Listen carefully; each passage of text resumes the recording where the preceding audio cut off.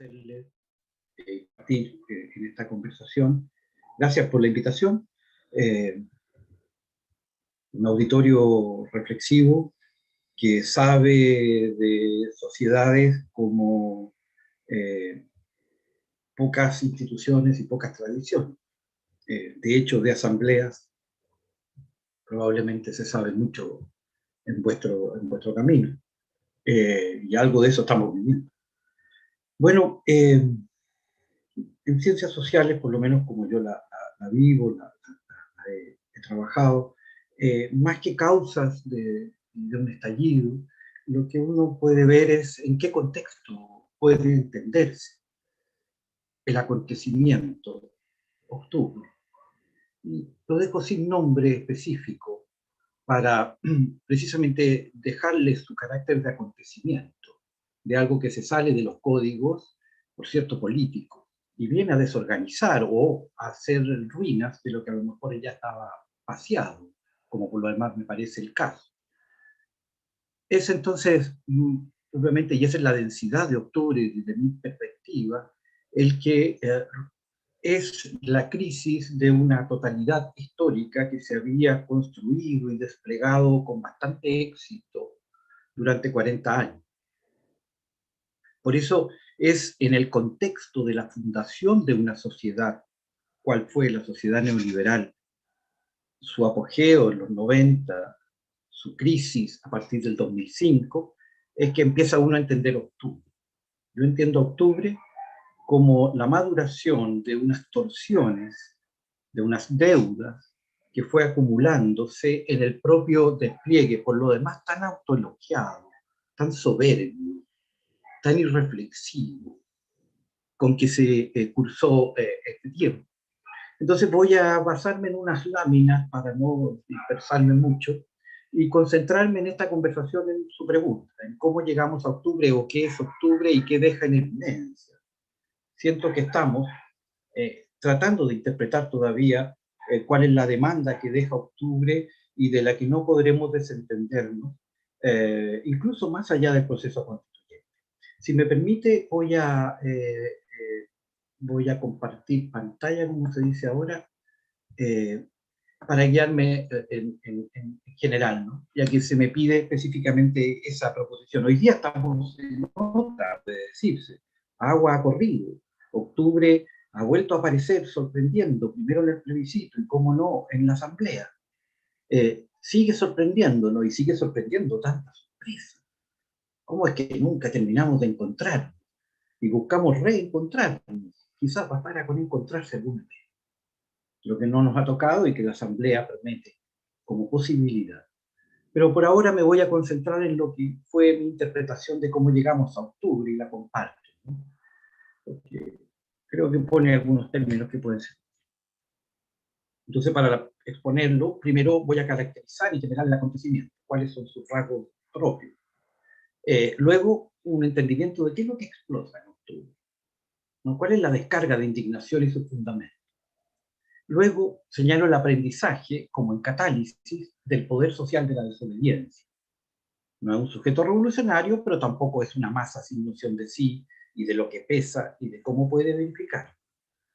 Finalmente, reflexiono sobre la cuestión abierta y los modos de encauzar el desasosiego, debiendo responderse a lo irrebatible, hasta por lo liberal incluso de la demanda. Creo que esto se puede hacer aún mejor si uno es más hábil y lo pone aquí. Perdón un segundito mi torpeza. Estoy tratando de darle una orden al computador, pero no puede. Bueno, no quiere. No quiere seguir. Bien, seguiré. Ahí está.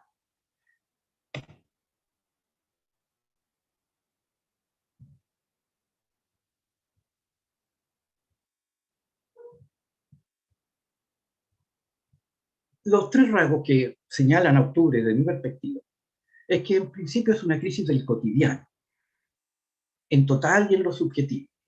Segundo, es una crisis con fuerte acento de clase popular y sin mediación por las clases medias tradicionales, como fue hasta el 2011. Es una crisis con fuerte acento generacional también. y tienen su centro a la generación de los y las nacidas, criadas en estos mundos nuevos, neoliberales. Son los hijos de ese proceso. ¿Por qué digo que es una crisis del cotidiano y que me parece a mí lo esencial? Esta crisis a mí, en su origen, no me parece ni política ni económica. No fue una crisis política la que explota en octubre. Tampoco fue por circunstancias externas, ni tampoco impulsada por movimientos sociales. Es la crisis de una subjetividad y el cotidiano popular formado bajo ese régimen desplegado en estos 42 años. Ese es el quién y el contra qué de la revuelta. También la razón de su escala. También de por qué fue cuando, entonces, y no antes, y cómo. La forma que tomó. El espíritu de octubre, según mi lectura, que venía por escuchar a conjuntos populares todo este tiempo, es la disconformidad, por definición subjetiva, crecida y madurada según se profundizaba hasta exitosamente el régimen neoliberal. De su éxito nace, de su duración, de sus durezas, el sujeto que viene a interrogarlo y a inquietarlo tan gravemente. Es el pasivo o la deuda social que amontona el neoliberalismo cuando se le deja fluir al modo Chile. Quiebra sujetos que van a quebrar el orden.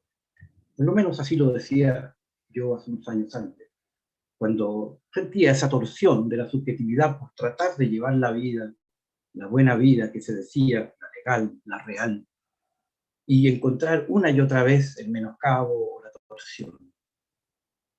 Es también la revuelta de un actor pueblo. Vaya palabra que se perdió y se prohibió en Chile por esos mismos años. Esta fue una revuelta de estamento popular. Todavía en 2011 la representación y la dirección del movimiento estuvo en las clases medias tradicionales, la FECH, la FEUC. Ahora el protagonismo de voz y presencia fue de la gente de trabajo, los comunes. Como dijo una niña, mi gente, qué gran concepto. Y todo el que sea de ese conjunto sabe que quién es mi gente. Millones de caras mestizas, apellidos corrientes. Esto está escrito antes del plebiscito, y esas caras mestizas y esos apellidos corrientes vuelven a aparecer en el plebiscito, votando, y vuelven a aparecer en la asamblea, constituyéndonos. Y constituyéndonos es la primera vez que nos juntamos como asamblea de los que somos, las que somos. Por todas partes, convergiendo desde sus mismas y variadas periferias. Esa presencia no es nueva, pero no se había visto hace 40 años y hasta se había creído que existía. Son pueblos nuevos, generaciones nuevas, técnicos y profesionales, jornaleros. La revuelta fue liderada por las generaciones nuevas, nativas en el régimen neoliberal. Como se anunciaba ya el 2005 y el 2011, se van deslindando los antiguos, que traímos en nuestra memoria las huellas de la pobreza y el castigo estamental como norma, de los nuevos, formados sin esos estigmas. Si sus padres y abuelas fueron hijos del rigor y aceptaban aquella vida sacrificada, como decíamos, ellos ni temen, ni están para el sacrificio. Explota, en definitiva, la subjetividad que mal que bien había sostenido una conformidad masiva que se fue hundiendo durante 40 años. Seña irrefutable de la fuerza de la realidad y su ajuste propio en ese acomodarse gustoso o culposo de todas nosotros. Y así fue que se fueron las familias de los colegios de siempre a otros que le ofrecían distancia y ratificación de rango, así fuera con la misma calidad de la educación. Y así fue también como tomó forma el miedo al otro, esa otra edad que iba a aparecer después, y el recelo general de las gentes entre sí. En fin, hasta la idea misma de que nada podría cambiar respecto de ese modelo en curso único. Ya vemos, así de tan real. La publicidad, la economía, la política, la sociología, todas cantaban el mismo cuento. Pero 3 veces quedaba en deuda de humanidad, de subjetividad, de lo mismo, de la dignidad, que fue el verbatim que hiló el grito, cierto que no palabra, de octubre. Dignidad 3 veces de vida, en la cuota diaria del esfuerzo y su retorno. Todo volvió a parecer sacrificio. Y ellos, los nuevos, no nacieron para ello. Nadie les dijo aquello, como a los antiguos nos dijeron siempre. La vida es sacrificada. Y ellos preguntan, perdón, ¿de dónde salió? A la vida en abundancia se le llamó, al goce, como acostumbra la sociedad de consumo, en ese modo paradójico de usar la subjetividad dándole alegrías a los cuerpos y a las almas. A eso le llamaban, a ganar. Y luego en la cuota diaria, al sacrificio de siempre. No pobres, no necesitados, no expectantes de lo que sea, como antaño. Es la primera forma, cuando queda pendiente, quedan con hambre. Eso es lo fome, como dice el habla popular. Lo fome y lo penca. Lo fome es fame, es hambre. Quedaste con hambre subjetiva, hambre de humanidad, como la codifica el consumo y su promesa de prosperidad y fiesta, que fue. No se sienten en la fiesta, ni se sienten con el antiguo lastre de vivir para trabajar, de solo sobrevivir, de lo justo y necesario y nunca lo ofertado. Es cierto, ya no pobre. Y si acaso te tocó consumir, será en el modo básico, nunca el full, nunca el pleno. Siempre le queda faltando, le quedan debiendo la buena vida prometida muy precisamente. Les proponen de nuevo la idea del sacrificio, no va. La indignación en esa cuota diaria es también cuando el momento de la cuota extraordinaria, cuando viejas, cuando viejos, cuando enfermos, cuando débiles, en esos momentos cruciales de la biografía, entonces de nuevo les fallan lo mismo. Esperan un reconocimiento, un trato, y les resulta inconoto, rebajado, recortado, casi negándolo. Pero el mensaje que fueron recibiendo era el mismo. Eres indigno de recibir eso que esperas. Y ya llevamos 2 cuotas acumuladas de deuda que se arrastran por las vidas, familias, los barrios. Pero había una tercera modalidad de indignación, y que a mi juicio hace la diferencia final para señalar la razón del corte y lo que queda pendiente.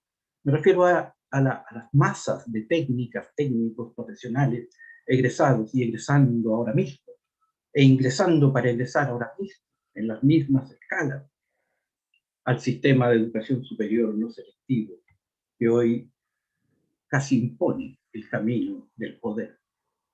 Seguí. Tú puedes, tú debes. Lo hemos escuchado como ley de la vida en estos lustros. Ellos son los destinatarios de la promesa. Eran los llamados a ser los felices, cumpliendo el sueño de toda la vida. La expansión de la educación superior hasta hacerla, pago mediante, disponible universalmente, se presentó como la nueva ola de prosperidad social que vino a levantar el ánimo cuando ya la sola salida de la pobreza y los inventos de las nuevas clases medias y todas esas simulacros verbales ya no alcanzaban. Vino el tú puedes, y esa promesa es demasiado buena. Fue la joya del modelo. Ahora todos, todas, sin diferencias de cuna, podrán acceder a estudios superiores o formarse como profesionales. Encarnan entonces el ser social neoliberal chileno realizado, exitoso, llamados a agradecer la historia. Universitarios de primera generación les nombraban y remarcaban así señalándoles como los afortunados del tiempo. Tantas generaciones adelante tras lo mismo, como que ahora sí la señal del tiempo, ahora sí. Largo viaje andado para llegar a cenar, salir del número, del llano, de lo sencillo, de lo singular, de lo simple, de fuerza simple y abstracta, para hacerse capacidad compleja, diplomarse de título y con rango.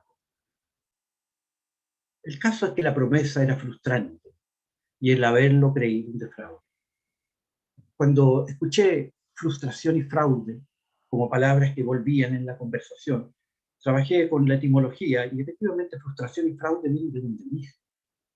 La FR, esa forma que domina el habla juvenil junto al miedo al fracaso, en el mismo momento en que se llenan de la esperanza de promover al fin, es la desilusión.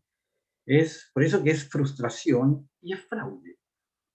Tú te frustraste porque tú te ilusionaste, pero también te ilusionaron, te defraudaron. Y no es poca la sutileza de aquella partición. Es cobrar un fraude, y así se cobra duro. El caso es que una vez titulados, una vez egresados, a la salida hay un muro impasable y el mismo para todos. Los que creyeron no pueden descreer lo pasado ni seguir creyendo. Fraude, frustración, comparten su étimo fru, un desengaño. La forma des señala el giro que agrava todo. Alguien debió ilusionarse y luego desandarse. Eso es lo que queda como fracaso o fractura, y que hace más dura la forma neoliberal de lo popular, más dura que la forma del fútbol, que por último, nunca te invitaron ni te exigieron levantarte como individuo, te dijeron siempre que eras un estamento. Ahora sigue siendo así, pero debes jugar a ganador y perderá. ¿No? No solo se está abajo, sino que además hubo que soñar, proyectar que se pudo surgir. Y hacen ese camino y el camino se corta. Una subjetividad formada ha de desafirmarse, deformarse. Se rompe una identidad, una imagen de sí, herida desde lo más profundo, proyectada, lograda y perdida casi al mismo tiempo. Llevarán como memoria de su ser social esa contradicción de ser y no. Es su logro personal, potente y valioso como nada, y al mismo tiempo la negación otra vez. El quiebre, así de personal y autobiográfico, es al mismo tiempo un hecho estamental. Lo de cada quien como individuo es al mismo tiempo lo del conjunto de su clase, como por reproducción de un mismo esquema en su distorsión. Han de vivírselo, sin embargo, en la misma sola individualidad que les enseñaron a proyectar lo que sería su conquista. Así sea de todos y del mismo modo, el viaje solo y el naufragio también. No entienden dónde estuvo su fallo. Cavilan, se interrogan, se inculpan, compadecen, preguntan, ironizan, intentan el humor, lo que sea para sobrellevar esta disforia que les carga y entristece el alma. Así fue hasta octubre. Y por eso fue lo que pasó, según me escucha. Esa es no la causa, pero el contexto en el que esto ocurre, según mi interpretación, por eso es tan profundo. Hay todavía una segunda cara de octubre que podría desarrollar, salvo que ya estuviera en el tiempo y no me gustaría de ningún modo ser respetuoso con eso. O tengo todavía tiempo. Consulto. ¿Me queda todavía un tiempo? Sí, sí le quedan 10 minutos. ¿Perdón? Te quedan 10 minutos. Perfecto. Creo que es suficiente. Gracias. Y hacemos ahí un pequeño recreo entre lo que planteaba como lo que llega a ser crisis, lo que duele tras lo que iba a doler como octubre. Pero hay un segundo componente. Ese nos indica lo que hay que mover. Mientras no movamos eso, la crisis sigue reproduciéndose. Estamos sofocados por el COVID. El proceso constituyente ha logrado ir canalizando parte de esa energía bien notablemente, pero el fundamento final está acá. De unas subjetividades que no saben qué hacer con unas vidas que les obligamos a vivir, como a todos los jóvenes los tenemos obligados a hacer enseñanza media, y hoy día no sabíamos qué decirle a un grupo de cuarto medio de cualquier colegio chileno que no sea del 8% del colegio particular. Yo por lo menos no sabía qué decirle en cuarto medio, a los que los tengo obligados, de cualquier colegio que no sea de ese 10%. ¿No? ¿Cuál es el camino? Y ahí los tenemos. Y hay otro camino y seguirán. En fin. Pero hay otra dimensión. Eso es la tarea. Pero hay otra cosa que nos urge. Si necesitamos ir a la política es porque es hoy día una obligación. Es curioso que el neoliberalismo, que buscaba la despolitización total, nos tenga en una fase de politización como nunca quizás la hayamos visto. Así nadie sabe para qué trabaja, ¿no? La revuelta de octubre tuvo un calado psicosocial de gran magnitud. Removió certidumbres incorregibles previamente, como por ejemplo esa cláusula de que no hay espacio para la acción política. La sociedad no existe, menos aún fuera de la institucionalidad. Y la misma va a quedar revelada en su sentido desmovilizador y al final impotente y desbordada, porque ya está vaciada.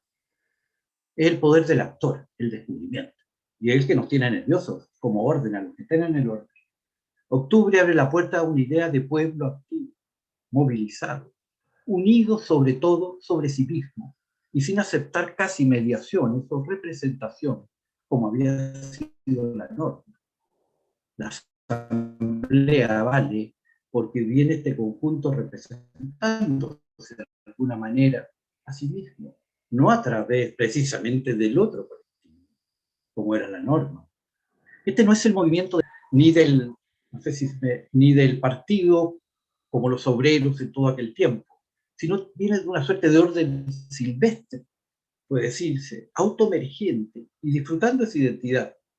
Y de pronto, marchando, marcando, eso significa marchar, se les hace ostensible y evidente. Dicho por parte, hay una conciencia de poder, de cohacer sus intereses en la puja que queda al final en la ciudad. Eso no estaba. Nadie concebía ese poder. Y ese poder hoy día es un dato de la cosa. Su institucionalización es parte de darle su razón y al mismo tiempo su curso institucional. Constataron, y lo comentaban una y otra vez, como aprendizaje, que si unidos y movilizados, así sin organización, como fue el caso, pero convictos de una misma disconformidad respecto a un mismo esquema que los desconforma a todos de igual modo, negando a todos lo mismo, logra que los dirigentes se movilicen a su compás, como nunca vieron al poder pedir disculpas, nunca vieron al poder escuchar, escucharon los que no oían. Bueno, se gritó fuerte, porque unidos son fuertes, fuertes, tienen forma, firme, hermosura. Es hermoso, dijo una niña. Y dije, ¿cómo hermoso? Y hablaba de todo el movimiento y la violencia un poco. No, hermoso. ¿Y por qué hermoso? Porque es firme, porque tiene forma, porque de ahí viene hermosura. Es fuerte. Y exponiéndola, la impone. Se percatan que en esa unidad masiva y subversiva, por aquello de reunir no a los de un lado, a los del polo con los de la U, lo mismo que a los rojos, por eso que llaman, con un dicho tan indignante para mí, los machos pobres. En fin, todos caben en ese contenedor en que están montando. Son prácticamente no derrotables cuando vienen en esa unidad. Pueden ganar hasta elecciones, cuando por los gatos solo votan los gatos. Y sigue la ley del seguir.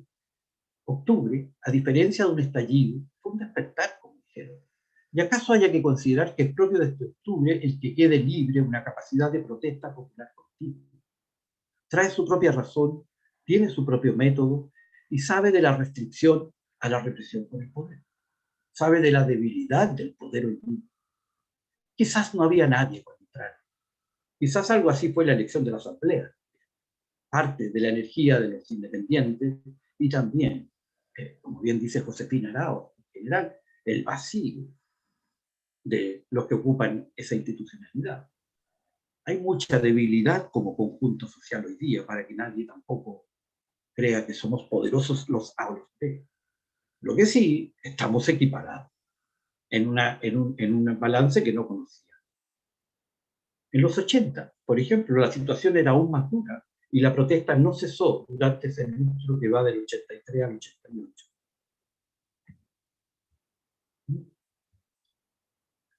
También vinculado a ese actor que ya sabe que puede actuar, hay algo muy interesante que ha seguido desarrollándose hasta ahora mismo, que es la crisis del cuento, del imaginario. No solamente está desfondada la política, desfondada la cotidianeidad, sino que las palabras, entonces ya no sirven, como dice la poesía. Son palabras, manifiestos, escritos, dice. Vinculado a esa catálisis o preconciencia de actor y su poder, puede referirse otro asunto de esta crisis, la crisis del imaginario sociológico neoliberal. Hasta octubre lo real era que la vida era individuo a individuo, cada quien por las suyas se las arregla o falla, que todos los que ya no son pobres serán esa ansiada clase media, que no existe espacio para pedir nada a un Estado que ha de desaparecer, como decía Milton Friedman al inicio de este camino, lograr que las personas no se refieran al Estado como el solucionador de los problemas. Ese Estado al que ya no miraría, reducido al mínimo imprescindible, y eso era lo real, nos gustara o no, parecía lo natural. Así lo creía la élite. Esa comunidad imaginaria, como lamenta que se haya perdido por estos días, por ejemplo, José Joaquín Bruno, esa subjetividad y ese mundo, ese mapa de la sociedad, ahogaba cualquier demanda colectiva. Por lo demás, esa era la pretensión explícita de José Piñera para fundar la llamada 7 movilización. No era por educación ni salud, como él decía, era para instalar, como nunca se había hecho, la libertad en los espacios de la vida cotidiana, de modo que cada quien fuera continuamente solo un individuo eligiendo. Y elige vivir sano, y elige cultura, y elige todo. Y eso es todo, elige después. Como si en el elegir estuviera por sí mismo una vida. Al final era el modo de reproducir la sociedad estamentaria, porque siempre elegías, pero quedabas en tu mismo estamento. Lo notable es que esa era una idea explícita, no es una interpretación. Para eso se hicieron las modernizaciones, para fundar un sujeto que ya no mirara al conjunto, un sujeto que creyera que somos mercaderes, que hiciéramos la mímesis del capital, que nos comportáramos nosotros mismos como gerentes de la vida cotidiana. Y todos aprendimos durante estos 40 años a hablar en esa lengua. Nos entrenaron y lo aprendimos a hacer bastante bien. Tenemos entonces ahora una conciencia social sin relato. Todo eso hoy día se dice. La palabra clase media ya ha mostrado lo adefesio del asunto. Puede ser cualquier cosa y nadie es y todos son el invento más manido de estos años. ¿Y quién no quiere ser clase media si te ha tocado siempre ser de abajo en una sociedad donde eso es condenatorio? Bien, con esto voy terminando. ¿Y qué revela esta crisis? Revela los 3 puntos débiles de nuestro modelo de desarrollo ahora y de siempre. Vamos a ver que volvemos a colapsar donde mismo colapsaron los fondos y donde no pudo la sociedad de modernización de los años 40, 60. La fractura de las vigas maestras de lo que ha funcionado y lo que finalmente ha colapsado. La matriz productiva, eso de vivir a punta de sacarle fuerza a la gente, más la clorofila y la geología.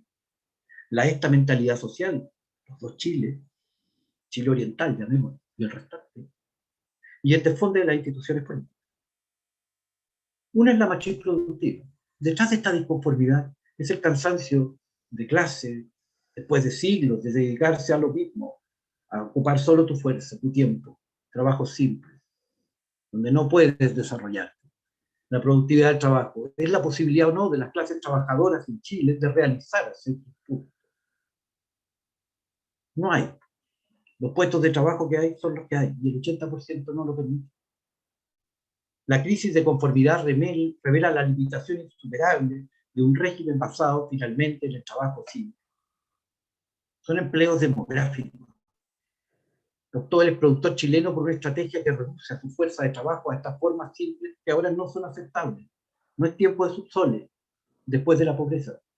Ahora, después de ser profesionales, no es tiempo de subterráneo. No son aceptados. Y esto hubo el imprevisto, y esta es la pregunta que a mí me perturba. ¿Cómo no se imaginó que aún en un estado de éxito, como ha sido este modelo chileno, porque esto es un éxito rotundo, tal cual se planeó letra a letra, incluso más allá. Llegó más allá de lo que imaginó el rápido Lavín en su revolución silenciosa. ¿Cómo se imaginó que las personas iban a contentarse en esos empleos de fuerza y disponibilidad? Así sea por la pospobreza. Creyeron que porque no iban a ser pobres, iban a estar satisfechos si los padres los tuvieron, de no estar ya en la raya roja. Pero los hijos vieron que la raya quedaba en la azul y de ahí no se movía. ¿Podría diseñarse un modelo de este tipo en una sociedad donde no estuviera naturalizado en la clase dirigente el orden estamental? ¿Habrían pensado esta sociedad si creyeran que sus hijos podrían finalmente trabajar en casa? ¿O asumimos que se piensa para otras clases, como otro tipo de personas? Eso es lo que está podrido y es lo que revienta. Son los privilegios, la cuna. Porque no solamente está esa matriz productiva, que nos condena al trabajo simple a todas las clases trabajadoras, sino que hay otra viga quebrada, la viga de la estructura social, del modo en que se jerarquizan las relaciones. La crisis deja en evidencia lo que el tiempo del modelo neoliberal había logrado invisibilizar. En medio de ese salir de pobre, en medio del consumo, hasta en medio de los caminos de educación superior para todos, mejor pareció dividirse entre buenos y malos, como los abnegados y los flaites delincuentes, y los otros, entre los de arriba y los de abajo. Ya nunca más hubo de arriba y de abajo. Hubo buenos y malos. Y hubo particulares subvencionados y municipales. Como si se fuera el lugar donde había una partición infinita. Están todos juntos. De pronto pareció entonces que todo eso se había disuelto. Eso que le angustiaba a don Eduardo Frei Montalva. Eso de los dos Chiles. No la desigualdad. Por cierto, no solo la pobreza, pero tampoco la desigualdad en general. Ni siquiera la desigualdad generada por el régimen neoliberal. Yo no sé si el neoliberalismo generó desigualdad, creo que no. El punto es que la reprodujo en lo esencial, de un modo notable. Y el tiempo anterior había sido un intento de modificar, sino la desigualdad de siempre. Esa de los puntos. Somos lo mismo todos, pero somos de dos niveles. No solo mucha desigualdad, sino fundada en Q. Así de injusta, así de premoderna, así de precapitalista. ¿Qué tiene que ver el dinero y el apellido? ¿Por qué en Chile, sabiendo el apellido, se puede saber el dinero, el barrio, el colegio? ¿De dónde sale esa molécula de clase que tiene presos a nuestra clase dirigente, digamos, y a los otros excluidos? El cadáver en el closet. Nadie hablaba de eso. Se habló de desigualdades y de pobreza. Pero nos olvidamos de la partición, que es nuestra condena desde la fundación, en la conquista. Y está a la vista. Y además ambas vidas se lloraron juntas. La matriz productiva calza muy bien con la matriz social. El 10 o 20% con mucho dedicado a trabajos de alguna complejidad y el 80% más pobre de Chile, como dicen, por la impunidad verbal, en los trabajos simples. Coinciden los estamentos y la malla que separa a los que dirigen de los dirigidos, a los que piensan y deben sentir, de los que deben estar y esforzarse. Por eso falló la tercera viga y con este espíritu falló la vertebración política. La política en Chile, al final, creo yo, uno la puede mirar siempre con esta pregunta. ¿Y qué hacía la política respecto a esa matriz productiva? ¿Y qué hacía la política respecto a esa matriz social? Y podemos entender la política de los fondos, el tiempo de los fondos, la política de la modernización, la política neoliberal y la política que venga. ¿Qué va a hacer la política respecto a esas vidas? ¿Trabajaremos en esto toda la vida? ¿Condenaremos a las clases trabajadoras a esos destinos? ¿Seguiremos con esta partición por apellido, premoderna, sanguinaria, ¿no?, que niega cualquier idea de meritocracia y toda esa con que se llenan la boca? O sea, hace poco Navia planteaba que la derecha tenía que plantear el tema de la igualdad de oportunidades, que ese era su consigna. Todos sabemos que si aplicamos la igualdad de oportunidades, se reorganiza completamente esta sociedad. Y a lo mejor habíamos imaginado otro proyecto. Creo que ese es el camino, también es un camino posible. En fin, por eso se desfondó la política, porque no debía hacer nada. Bien, y ese es el punto. Debemos, hasta ahí termino mejor para no seguir, pero creo que esa es la tarea. Hay que ir a refundar una sociedad que se haga cargo de que ya es insostenible el régimen de privilegios, lo que eran la élite y su distinción, como se presentó para unos prósperos de abajo. De pronto se transformó en que los prósperos se sintieron sacrificiales y la élite dejó de ser élite y pasó a llamarse privilegiada. Y su distinción pareció ser provocativa. Cuando el señor Morandé, con toda la distinción del caso, habla de las flores, eso que en cualquier momento habría pasado por otra distinción más de la élite, se vio ahora como la provocación de un privilegiado. Porque el otro ya no escucha como Próspero Faúndez, sino que se da cuenta que sirvió Faúndez y Pequé. Porque esa marca de los apellidos. Bien, creo que parte de esa marca de los apellidos, parte de esa mala historia productiva, vuelve a quedar sobre la mesa. Yo lo dejaría ahí, para no pasarme, ojalá no me haya pasado. Y después conversamos el proceso siguiente, que es el que me tiene más intrigado, y en realidad tratando de entenderlo, porque va rápido y saltando. Muchas gracias por la atención. Muchas gracias. Ahora vamos a pasar con Claudio Alvarado y después vamos a poder disfrutar más de Manuel Canales y también de Claudio en el bloque de preguntas.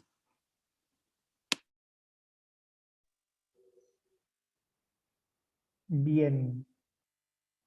¿Se me escucha bien, perdón? Que tuve un pequeño problema de conexión. Sí, se escucha. Son unos minutos atrás, pero ya perfecto. Buenísimo. Bien, parto agradeciendo la invitación. Para mí obviamente un un agrado, un honor estar acá y sobre todo compartiendo con Manuela, que me ha seguido en distintas intervenciones públicas y distintas consideraciones como las que acaba aquí recién de compartir con nosotros para intentar entender qué le ha pasado a Chile en el último tiempo. Obviamente la pregunta por qué fue la crisis de octubre es muy compleja. Digamos, la respuesta es compleja, es un fenómeno muy difícil de leer. Yo creo que lo primero que tenemos que partir reconociendo a modo introductorio es que aquí vamos a seguir por un buen tiempo con muchas preguntas. Eso no nos exime del deber de intentar responderla, pero sí creo que es bueno tener un poco de cautela porque es un fenómeno histórico muy significativo y a la vez muy reciente, y entonces probablemente a medida que vaya transcurriendo el tiempo vamos a tener más insumo, más elementos para responder. Pero claramente un fenómeno complejo, ambiguo, en el sentido de que no admite categorías, me parece a mí al menos que no admite categorías unidireccionales. Típico ejemplo, octubre, ¿fue un fenómeno pacífico o fue un fenómeno violento? A mi entender, cualquiera que omita alguna cara de la moneda está omitiendo parte de lo que fue octubre. En octubre del 2019 presenciamos violencia, saqueo, vandalismo, a mi entender injustificable para cualquiera que entiende que el fin no justifica los medios, y al mismo tiempo observamos la movilización social más masiva, más potente, y que transmitía inequívocamente el malestar desde el retorno a la democracia. Entonces, octubre fue ambas cosas. Me parece a mí que el esfuerzo de comprensión que exige esta crisis necesariamente requiere tomarse en serio ambas caras del fenómeno. Otro ejemplo de la complejidad de octubre. ¿Octubre fue un rechazo al individualismo imperante o fue más bien expresión de ese individualismo? Y me parece nuevamente que es ambas cosas, según cómo se le mire. Evidentemente, la crisis fue un rechazo a muchas prácticas, a muchos códigos sociales, a muchos comportamientos que muestran, especialmente a los más privilegiados, a veces ensimismados en sí mismos, pero al mismo tiempo fue una manifestación social, una movilización muy atípica. Es muy curioso que tengamos una movilización tan masiva y tan persistente, sin orgánica, sin vocero, sin petitorio, en la cual cada quien a ratos parecía que podía ir y clavar su propia bandera, sin preguntarse necesariamente cómo se articulan con las necesidades y los anhelos o las demandas ajenas. Fue curioso también ese fenómeno. Nos muestra, me parece, que fue una movilización social muy crítica del individualismo que al mismo tiempo la expresaba o lo manifestaba en alguna de sus vertientes. Último ejemplo, simplemente para ilustrar, porque me parece que es una crisis muy compleja, muy singular. En octubre presenciamos una crítica muy aguda, muy categórica, muy profunda al sistema político, y al mismo tiempo la ciudadanía parece haber aceptado de buena manera la propuesta que dibujó el mismo sistema político para canalizar la crisis por la vía institucional, que es el proceso constituyente. El proceso constituyente, digamos, la demanda constituyente estaba presente en la movilización social, pero estaba presente junto a muchas otras. Hay algunas imágenes que son muy ilustrativas, ¿cierto?, de la marcha más grande de Chile, el 25 de octubre del 2019, donde se ve en un mismo mosaico la cuestión mapuche, la demanda por nueva constitución, mejor salud, cuestiones deportivas, etcétera, etcétera, etcétera. Y dentro de eso, el sistema político dibujó una salida que tampoco es exclusiva o invento de nuestro país, porque en crisis de este tipo los países a veces emprenden procesos constituyentes, pero también emprenden otros caminos. Y sin embargo el sistema político dibuja, propone una salida y la ciudadanía la acepta pese a que el mismo sistema político estaba siendo muy criticado por la misma ciudadanía. Entonces, lo que quiero decir simplemente como punto cero, a modo de preámbulo, es que todo lo que yo puedo agregar a continuación es, digámoslo así, provisorio, parcial, son reflexiones que están en medio de una noticia en desarrollo y frente a un fenómeno que probablemente vamos a seguir reflexionando durante mucho tiempo más, producto de su complejidad, producto que involucró protesta pacífica, protesta violenta, rechazo al individualismo, confirmación en algún sentido de ese mismo individualismo imperante, crítica a la política y aceptación de la ruta institucional. Ahora, dicho eso, y sin perjuicio de que una noticia en desarrollo, obviamente que hay muchas personas con más o menos competencias para hacerlo, que durante el último tiempo vienen pensando, intentando explicar qué fue lo que vivimos en octubre. Y en ese sentido yo en los minutos que siguen voy a intentar ofrecer 3 posibles explicaciones o esbozos de explicaciones, atisbos de explicaciones, que me parece que ayudan a entender qué fue lo que vivimos desde ese minuto. La primera es intentar sugerir que lo que vivimos en octubre fue manifestación de una ceguera, o en cualquier caso una desconexión de las élites de todo tipo respecto de lo que podríamos llamar el Chile profundo. Después, en segundo lugar, voy a subrayar un aspecto específico de esa desconexión y que me parece que tiene que ver con el olvido de algunas puertas, de algunas vías privilegiadas para entender la sociedad y que tienen que ver con la humanidad y las ciencias sociales. Me parece que habían advertencias hace mucho tiempo que si se hubieran tomado en serio quizás la sorpresa de las clases dirigentes habría sido menor, y quizás se podrían haber canalizado a tiempo algunos de los problemas que terminaron explotando en octubre. Y en tercer lugar voy a apuntar en último término a lo que podríamos llamar una dimensión material que subyace a el estallido social y que tiene que ver con la ineficacia del sistema político para canalizar demandas ciudadanas que se conocían hace mucho tiempo. Son esos 3 puntos los que voy a desarrollar a continuación. Parto directamente con lo primero entonces, con lo que he denominado, y que esto no es algo exclusivo mío, por cierto, de hecho en algunas de las cosas que voy a decir tenemos coincidencias con lo que exponía Manuel. El primer punto, digo, la desconexión o incluso la ceguera de las clases dirigentes de distinto tipo, digamos, de distinto color político y de distintas, digamos, calidad, no solo el sistema político. Vamos a esa desconexión. Me parece que mientras ardía la red del Metro de Santiago, mientras despuntaban las primeras manifestaciones, una de las cosas más llamativas en ese 18 de octubre, a modo de anécdota, día de mi cumpleaños, fue un cumpleaños muy singular, quizás lo más llamativo que a medida que estábamos viendo la televisión con mi esposa, ¿cierto?, era el silencio de la dirigencia política, y que durante los días siguientes se transformó en un silencio o perplejidad de las clases dirigentes en general. Digamos que, salvo un par de alcaldes, salvo la entonces intendente de Santiago y pocas figuras políticas, pero que alcanzamos a contar con los dedos de las manos sin lugar a dudas, lo que cundía era una muda perplejidad. Y esto es muy sintomático del problema, porque si acaso es verdad, como decía alguien por ahí, que en democracia la principal arma del político es la palabra, el discurso, la ausencia de palabra, la ausencia de discurso en las horas críticas auguraba un mal pronóstico. Era muy sintomática de que estábamos en medio de un problema muy severo. Y esto obviamente se vio confirmado rápidamente con el paso de las semanas. Digamos que lo que se fue revelando fueron sucesivas crisis. Un déficit de autoridad, el Estado incapaz de garantizar el orden público con pleno respeto a los derechos humanos, una crisis de representación, verificada una notoria desconexión entre la política y la ciudadanía, y una crisis de legitimidad, con la cual me refiero a algo muy conocido también, ¿cierto? Y es que la credibilidad de casi todas las instituciones alcanzó mínimos históricos. Para preguntarnos cómo llegamos a este estado de cosas, como sugería al principio, no hay un único diagnóstico, pero me parece que la perplejidad de la clase política y de las distintas élites nos permite afirmar con cierta seguridad de que las clases dirigentes en general sufrían, o sufríamos en la medida que uno se considere dentro de salir de cierta ceguera. Y me parece que este fue uno de los factores que impidió procesar a tiempo el malestar, que fue muy masivo, difuso, con distintas banderas, ¿cierto?, con distintas demandas, pero muy masivo, que estalló en octubre de 2019 junto a la ola de saqueo y vandalismo.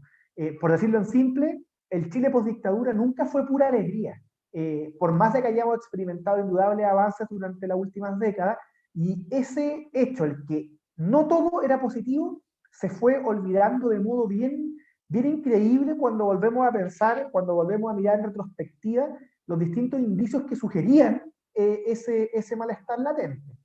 A modo de ejemplo, la ambivalencia entre los votantes de la primera y la segunda vuelta del año 2017.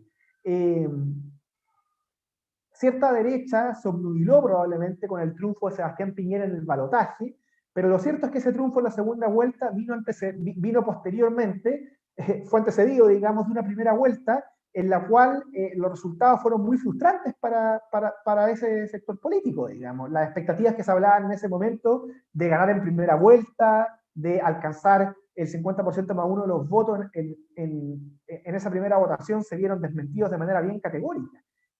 También se olvidó las altas cifras de abstención electoral. En el balotaje que llevó, digamos, a Sebastián Piñera de vuelta en la moneda, votó menos del 50% de los habilitados, tal como nos acaba de pasar recién en la elección de convencionales. Ya sabíamos la decreciente credibilidad de casi todas las instituciones. En más de alguna broma se decía que solo se salvaban los bomberos, porque de hecho había estudios en los cuales mostraban que solo los bomberos estaban bien evaluados. ¿Para qué decir los múltiples casos de corrupción y abuso, tantos públicos como privados, que terminaron por erosionar la credibilidad de casi cualquier institución? ¿Para qué decir la pobreza o la vulnerabilidad que ya en el primer gobierno de Sebastián Piñera se sabía que si simplemente actualizábamos la manera de medirla, afectaba a 3 o 4 de cada 10 chilenos? Ese informe del año 2017 lo decía muy claramente. ¿O para qué decir todo esto, insisto, pensando en indicadores que he visto en retrospectiva, permitían avisorar que había un problema en ciernes? ¿Para qué decir la deuda promedio de los hogares del país? Que según cifras publicadas el mismo año 2019 que explotó el estallido social, cifras publicadas por el Banco Central, mostraban que la deuda promedio de los hogares del país alcanzaba 73% de su ingreso disponible. Con esto no quiero decir de que pudiera anticiparse el estallido social con la singular forma que adquirió. Las cosas que pasaron el 18 de octubre y los días siguientes, en cuanto tales, eran impredecibles. Pero lo cierto es que teníamos una serie de indicios, aquí muestro simplemente un bosquejo, teníamos indicios que nos permitían advertir algunos de los componentes del manejo. Indicios respecto al sistema político, indicios respecto a la falta de credibilidad de las instituciones, indicios respecto al descontento ciudadano respecto de muchas de las dinámicas sociales. Y entonces, esa desconexión respecto a estos indicios me parece que fue un primer fenómeno muy visible en octubre y noviembre del 2019. O sea, lo que estoy diciendo se podría resumir en lo siguiente, en que el hecho de que hubiera sorpresa respecto a la masividad del malestar, por más difuso que fuera, por más equívoco que fuera, el hecho de que hubiera sorpresa ya era muy sintomático de un problema. Y es que había una desconexión muy grande entre las clases dirigentes de distinto tipo y lo que estaba pasando en la sociedad y que estaba, digamos, ahí, estaba encima, solo que había que, como diríamos coloquialmente, hurgar un poco, y nos encontramos con todas estas cosas que nos permitían, si es que nos tomábamos en serio estos fenómenos, avisorar parte de los problemas que se estaban incubando. Entonces la pregunta obvia es ¿por qué no se consideraron debidamente estos factores? ¿Por qué las clases políticas o los distintos sectores políticos, por qué las élites económicas, por qué las élites culturales, incluso por momentos se vieron tan sorprendidas, siendo que vivíamos en un país que había progresado en muchos sentidos, pero que era ambiguo y que mostraba problemas reales? ¿Por qué pasó esta sorpresa? ¿Cómo explicar en suma la ceguera, por llamarla de alguna manera, que estamos hablando? Y con esto paso al segundo punto de la exposición. Y es que esa ceguera y esa desconexión tiene mucho que ver, me parece, esta no es la única explicación, pero me parece que tiene mucho que ver con la sobredimensión, el sobredimensionamiento que se le dio por parte de las clases dirigentes de las últimas décadas a los instrumentos económicos en desmedro de otras maneras de acceso a la realidad, de otras maneras de acercarse a pensar y comprender los fenómenos sociales. Obviamente este tipo de problemas nunca se explican por un único motivo, son muchos factores. Pero me parece, como digo, que la dificultad para leer, para escrutar, para pensar las angustias del Chile profundo, influyó en forma muy decisiva el tipo de lentes y perspectivas, la peculiar ortodoxia económica que predominó luego del retorno a la democracia. Por cierto, hago una advertencia, yo con esto no quiero decir de que esté mal recurrir a los instrumentos económicos, de que esté mal recurrir a los instrumentos técnicos. Me parece que ellos son una ayuda indispensable cuando uno intenta trabajar políticamente en serio en la sociedad. Los programas de reforma social requieren ser rigurosos en lo técnico para ser exitosos. Con eso no me refiero entonces con lo que estoy diciendo que hay un problema en recurrir a los elementos técnicos o en intentar ser riguroso desde el punto de vista económico. A lo que me estoy refiriendo es a pensar, y me parece que en este defecto se incurrió muchas veces, a pensar en que nos bastan los instrumentos económicos o tecnocráticos para conocer el mundo. El error, dicho de otro modo, que me parece que se incurrió en muchos momentos en las últimas décadas, fue asumir de que ellos eran suficientes para comprender las dinámicas y las tensiones de la vida común, de la vida que todos compartimos. Creo además que este defecto se agravó con el excesivo uso de las encuestas para intentar entender la realidad. Las encuestas, digo, nunca son neutras, nunca son un lente transparente, tienen sus métodos, sus preguntas, sus sesgos. Pueden ser analogables a una fotografía, es decir, son parciales y momentáneas. Reflejan una situación particular y cambiante, y muy influida por el lente de quien saca la foto, por el lente de quien hace la encuesta. Ninguna de estas consideraciones que estoy señalando vuelve inútiles a las encuestas o a los instrumentos técnicos en general. Pero lo que quiero decir es que hay fenómenos sociales relevantes, hay dinámicas, hay tendencias, hay tensiones, que ni los instrumentos económicos ni las encuestas logran predecir, logran captar. Y claro, esto me parece que tuvo influencia en particular respecto del primer punto que buscaba poner sobre la mesa, de la enorme sorpresa que cundió en muchas clases dirigentes a la hora de enfrentarse con el estallido social, porque producto de este sobredimensionamiento, o bien de los instrumentos económicos o tecnocráticos, o bien de las encuestas, se olvidaron unas vías, unas puertas de acceso a la realidad que son fundamentales para comprender la sociedad. Se olvidó a veces la necesaria reflexión teórica, se olvidó a veces la irreemplazable observación sociológica, se olvidó la insustituible conexión vital con los ciudadanos. Alguna vez resumí esta idea diciendo que no hay ningún sondeo de opinión o ningún gráfico que permita llenar el vacío de buenas y varias horas de lectura o de varias horas de feria. Y los hombres de Estado, sobre todo las clases políticas, tienen que cultivar todas estas cosas. Para conectarse con la ciudadanía tienen que compartir con ella, conocerla. Jacques Maritain decía algo así como vivir y sentir con el pueblo. También se requiere leer historia, leer sociología, y eso faltó mucho. Me parece que se cayó a veces en una autocomplacencia muy nociva, producto de aproximarse a la vida social a partir de algunos poquitos lentes. Unas encuestas por aquí y por allá, instrumentos económicos que son muy pertinentes y necesarios, pero no son suficientes, y entonces vuelvo a la pregunta, ¿por qué nuestra clase dirigente fue incapaz de oír las campanas de alerta? Bueno, porque resulta que muchas veces ni siquiera se conocieron. Habían llamados de atención, ya me refería a algunos en el primer punto, podemos seguir acumulando ciertos fenómenos como la Revolución Pingüina del año 2006, el movimiento estudiantil del año 2011, pero además hay quienes advirtieron, quienes anticiparon expresamente diversos aspectos de la crisis, desde distintas disciplinas, con diferentes registros y a partir de diferentes sensibilidades políticas, pero que tienen como factor común venir de las humanidades y las ciencias sociales. Disciplinas que justamente fueron olvidadas muchas veces producto de esta obsesión con otras disciplinas que a veces se creyó que podían dar más de lo que pueden dar. Pienso en Mario Góngora, pienso en Tomás Mulián, pienso en Alfredo Jocelyn Hall, pienso en los informes del PNUD. Hubo muchas personas e instituciones que criticaron desde mediados de los 90 la complacencia que embriagó progresivamente a muchas de nuestras élites. Creo que en particular esto es una pregunta y una reflexión muy relevante para el sector político que le tocó estar en el gobierno en medio de esta crisis. Esta crisis habría afectado de manera me parece a mí, habría sido un revésón muy fuerte para cualquiera que está en el gobierno.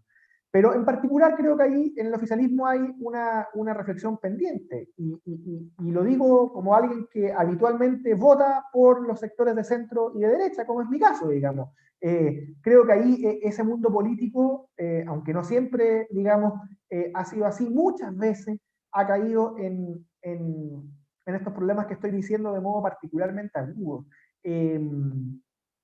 Digamos, vastos grupos políticos de ese sector fueron reacios a escuchar las voces que se tomaron en serio los antecedentes del descontento que explotó en octubre. Ya mencionaba algunos, ¿cierto? Mario Góngora, ya a mediados de los 80, auguraba las revanchas culturales. Gonzalo Vial, en múltiples textos, venía denunciando la fractura social de muy peligrosas consecuencias. Pensadores que son inclasificables políticamente, pero que pertenecen a una matriz que bajo algún sentido podría ser llamada conservadora, como Pedro Morandé, anticipó muy tempranamente las tensiones de la nueva democracia chilena. Entonces, lo que quiero decir en este segundo punto es que esa desconexión esa ceguera que se visibilizó en octubre de 2019 no era solo una desconexión vital, también tenía una dimensión intelectual respecto a cuáles son las puertas, las vías de acceso y de reflexión que se privilegian para pensar el mundo, para conocerlo, para reflexionar. Y me parece que entonces hay ahí una lección que obtener. Si se quiere abandonar esa lectura demasiado parcial de la realidad, si se quiere entender que los instrumentos económicos son pertinentes en sus ámbitos, pero que no se deben sobredimensionar, se requiere volver con mucha más fuerza que antes, también para entender lo que está pasando ahora y pensar lo que viene, a lo que nos pueden aportar la humanidad, las ciencias sociales en sus distintas vertientes. Para alcanzar una visión de conjunto, se requieren múltiples lentes y perspectivas, no basta la economía, no bastan las encuestas, por supuesto, se requiere volver y tomarse en serio más que nunca la humanidad y las ciencias sociales. Creo que no es casual, por cierto, y a propósito de lo que digo, de que muchas de las personas, de los intelectuales, de los profesionales que han sido reivindicados por distintos medios de comunicación y por distintos actores públicos como aquellos que anticiparon parte de esta crisis, vengan de esa disciplina, ¿cierto? Ayer había una entrevista muy lúcida en muchos aspectos, me parece, del cientista político Juan Pablo Luna. Antes han sido reivindicados los trabajos de Katia Araujo, el mismo Manuel Canales, que me acompaña en el panel aquí, ha sido destacado como alguien que anticipó, ayuda a entender algunos de estos fenómenos. Bueno, factor común, humanidades, ciencias sociales. Hay ahí una vía de acceso privilegiada a la realidad sobre la cual hay que volver una y otra vez. Termino aquí el segundo punto en virtud del tiempo y paso al tercero. Hasta aquí yo he hablado luego de mi introducción en una ceguera o desconexión respecto de las clases dirigentes en general, respecto al Chile profundo y en su dimensión intelectual, en lo importante que es recuperar la humanidad de la ciencia social y tomarla en serio, entender cuánto nos aportan. Creo que el malestar y la rabia, el descontento, la frustración que explotó en octubre de 2019 tiene otra explicación. Si se quiere, hasta ahora me he enfocado en uno, haciendo la división, ¿cierto? Podría haber clases dirigentes y Chile profundo. En los primeros puntos me he enfocado en por qué a la clase dirigente le costó tanto entender lo que estaba pasando. En este tercer punto quisiera enfocarme en un aspecto, no el único, de la sociedad que tenía rabia, de la sociedad que explotó, de la sociedad que tenía malestar, y que tiene que ver con una mezcla entre la frustración material, carencias muy postergadas, prioridades que se manifestaron una y otra vez y que no acusaron recibo, y por tanto malestar no solo respecto de esos problemas específicos, sino de la ineficacia del sistema político para procesarlos. Entonces, este tercer punto tiene que ver con eso, o sea, cómo el sistema político fue ineficaz para procesar y canalizar demandas ciudadanas muy sentidas y además largamente postergadas. El mejor ejemplo me parece a mí de lo que estoy diciendo para que se entienda hacia dónde apunto son las pensiones. Sabíamos hace muchos años que teníamos un problema muy grave con las pensiones, con la jubilación de los chilenos. Esto no solamente se comentaba por las personas, hay comisiones gubernamentales transversales que lo pusieron sobre la mesa. De hace varios años, algunas de hace algunas décadas, después tenemos una que tiene más de un lustro, y el diagnóstico era compartido dentro de un grupo de técnicos y expertos de manera relativamente transversal, al menos en algunos de los aspectos que había que solucionar. Y sin embargo, ni el segundo gobierno de la presidenta Bachelet, ni el segundo gobierno de Sebastián Piñera avanzaron en esta materia.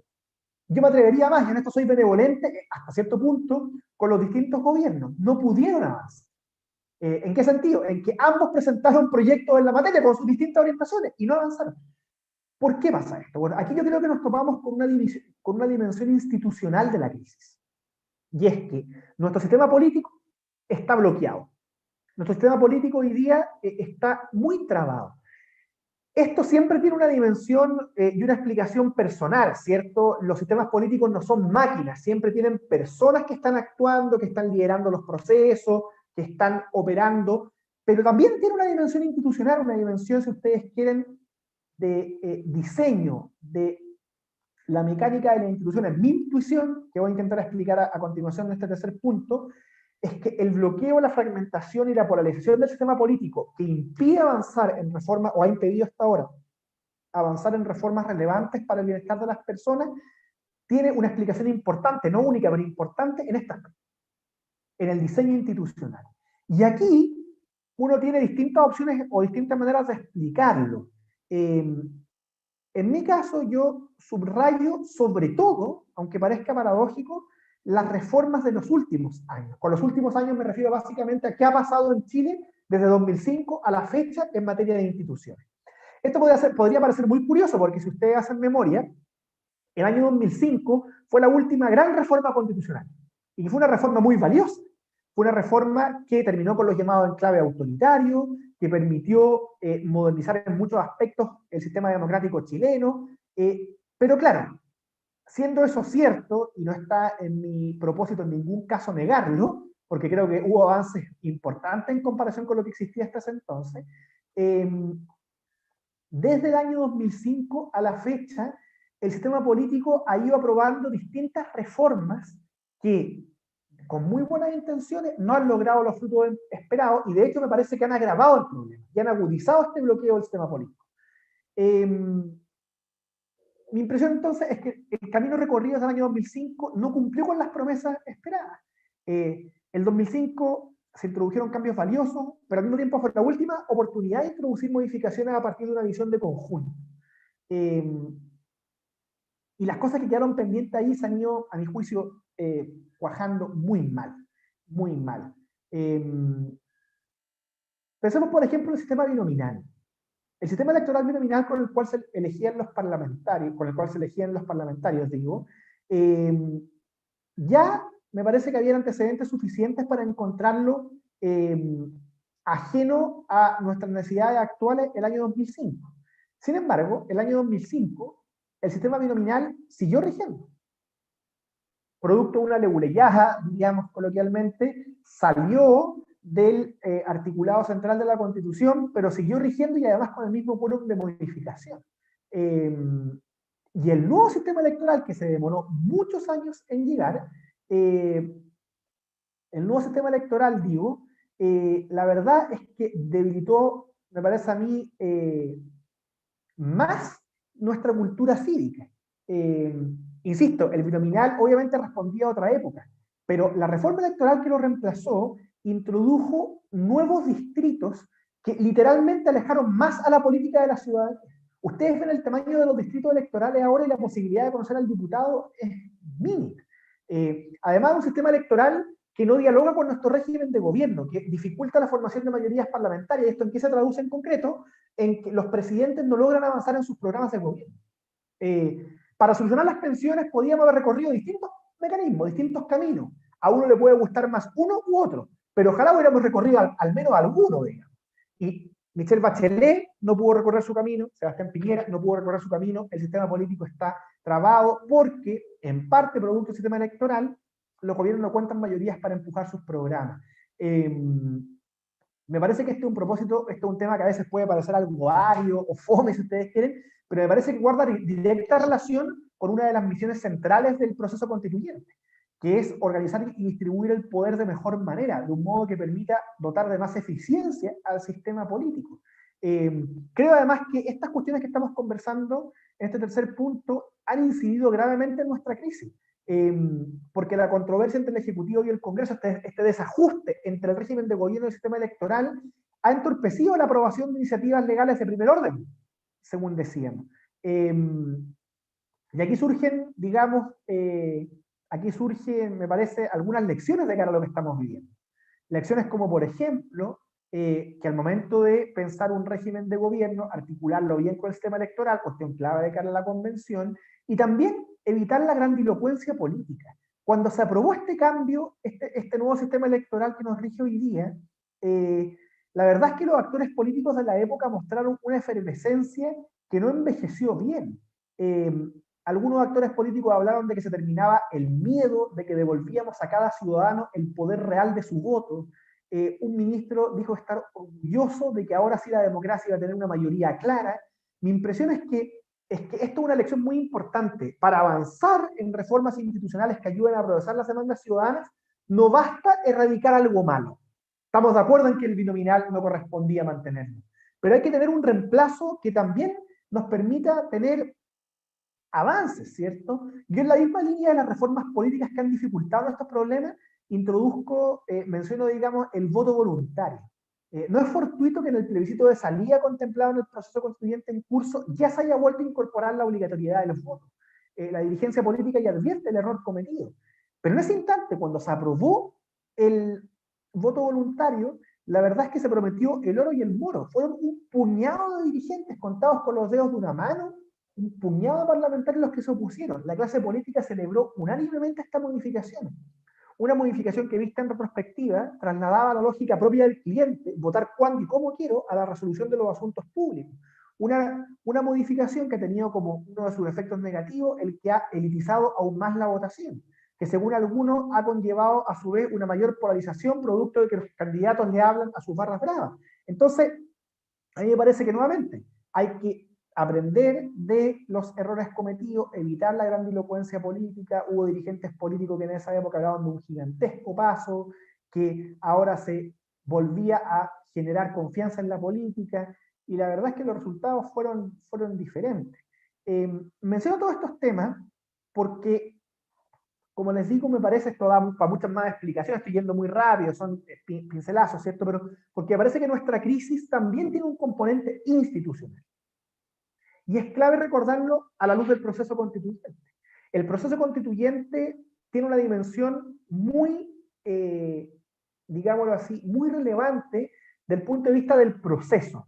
Cómo los actores políticos y los convencionales logran dialogar de un modo que rehabilite la política como mecanismo de resolución de los mecanismos, o sea, como mecanismo de resolución de nuestras diferencias. El proceso es muy importante, pero también el resultado es importante. Necesitamos un sistema político más eficaz, un sistema político capaz de canalizar y procesar las demandas ciudadanas.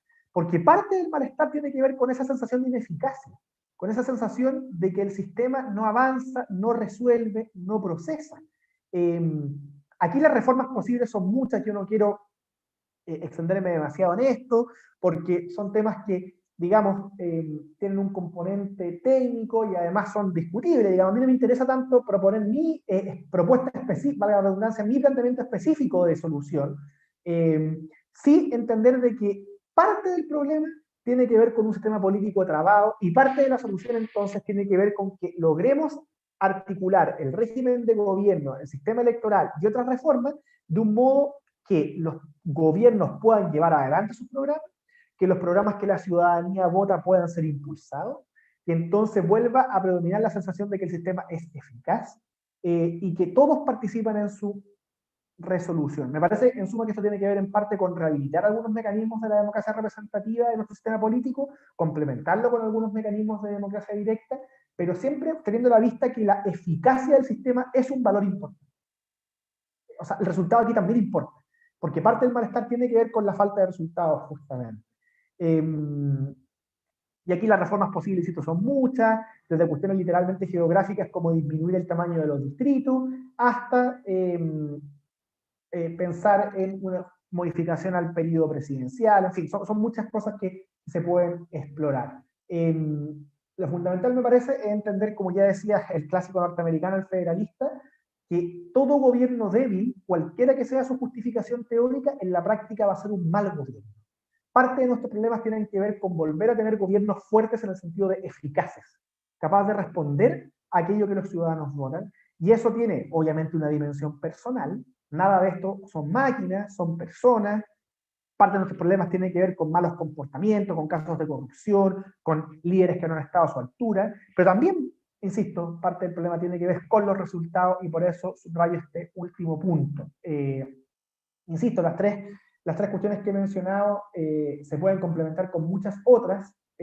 Manuel ha puesto algunas sobre la mesa en su exposición, digamos, que le tocó presentar antes que la mía. Hay muchas personas ofreciendo diagnósticos y planteamientos pertinentes en el espacio público, pero a mí me parece, por los motivos que explicaba, que tanto la desconexión y ceguera de las clases dirigentes en general, como el olvido de la humanidad y las ciencias sociales, y esta dimensión más institucional de ineficacia del sistema político, incapaz de responder ante la dimensión material del malestar social, han jugado un papel relevante, y por eso los pongo a disposición, los comparto con ustedes en esta reflexión a la cual me han invitado y que agradezco nuevamente. Muchas gracias.